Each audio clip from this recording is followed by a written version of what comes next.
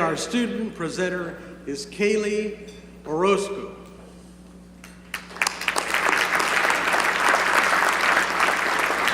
You look just like you did on television. Our next laureate served as the Secretary of the State of Texas before becoming the first African-American mayor of Dallas from 1995 to 2001. He earned a reputation for bringing together diverse groups. That means people that don't really agree on anything to get things done.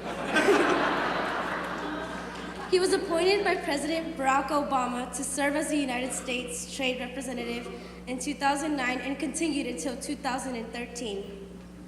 Ambassador Ron Kirk is currently Senior of Counsel at Gibson, Dunn Crutcher's Dallas and Washington offices. Let's sit down for a visit with Ambassador Kirk.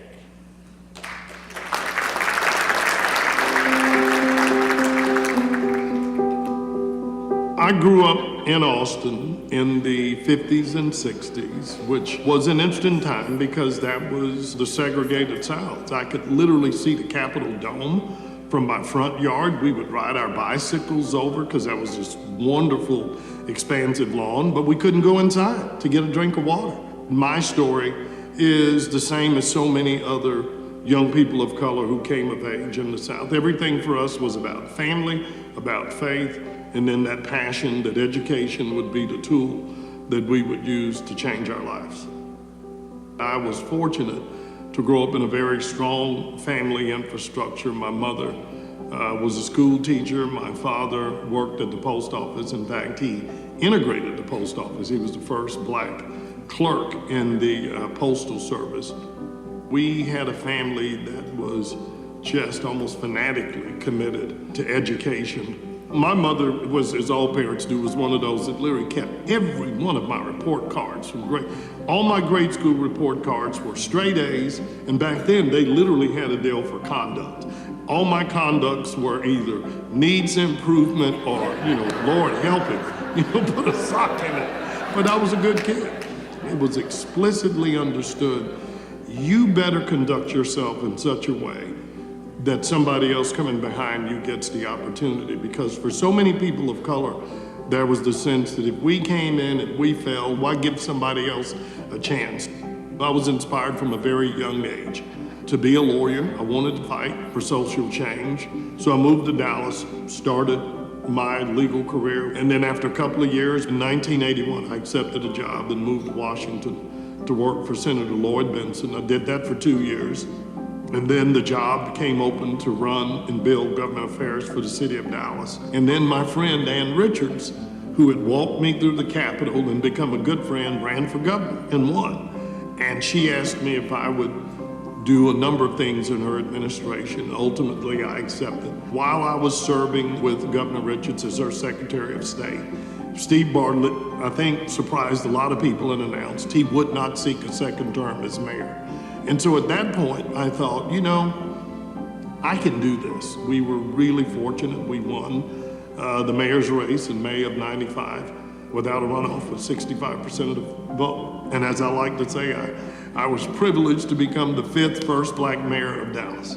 One of the geniuses of junior achievement is to take kids, and particularly kids that come from disparate backgrounds, and at least get them to realize you can dream very different dreams and you can make those dreams come true. You gotta have a plan, and don't let others define that dream. When we embrace our diversity as a strength and embrace all of our young people as the geniuses, the dancers, the engineers, the dreamers they can be, we not only make their lives better, but we potentially enrich all of our own lives.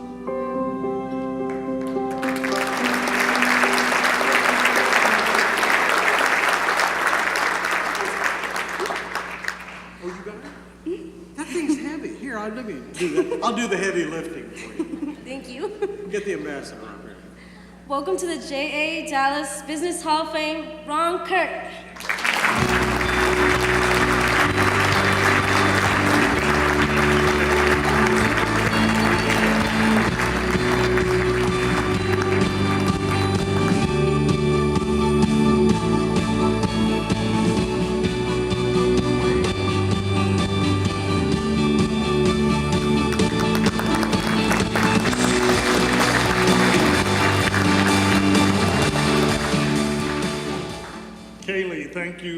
very enthusiastic welcome.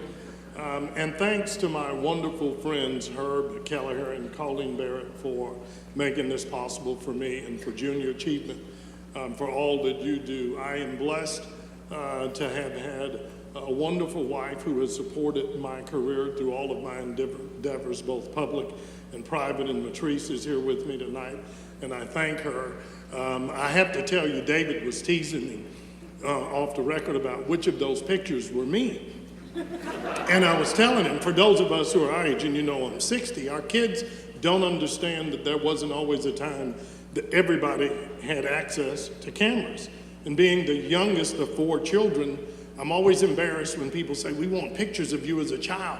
There are no pictures of me. I have no idea who, that was my brother and somebody else in the neighborhood. So I have to tell you, I figured if I didn't tell you, David threatened to expose me. So I figured you won't know. You see 2 little random black boys, you gotta assume one of them's me.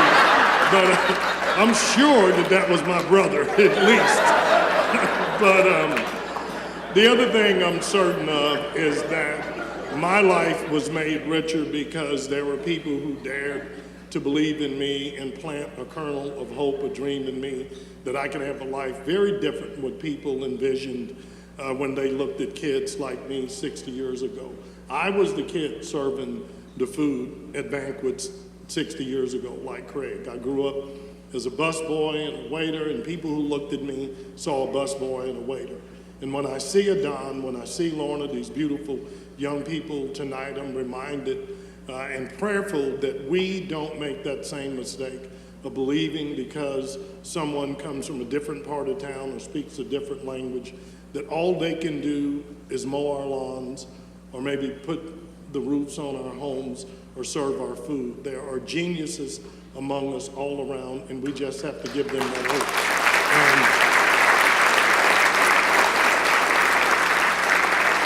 I thank God that there is an organization like Junior Achievement that does that. And finally, I have to believe one of the reasons that I stand here tonight perhaps is because of the visioning we did, the great work we did as a city. But Dallas always works best when Dallas has a mayor with a dream, but he has a business partner as a city manager, and they make those dreams come true. I was blessed to work with some of the most talented men and women ever. None more so than my friend, my late friend, John Ware. So in his honor, in his memory, I accept this award and I thank you.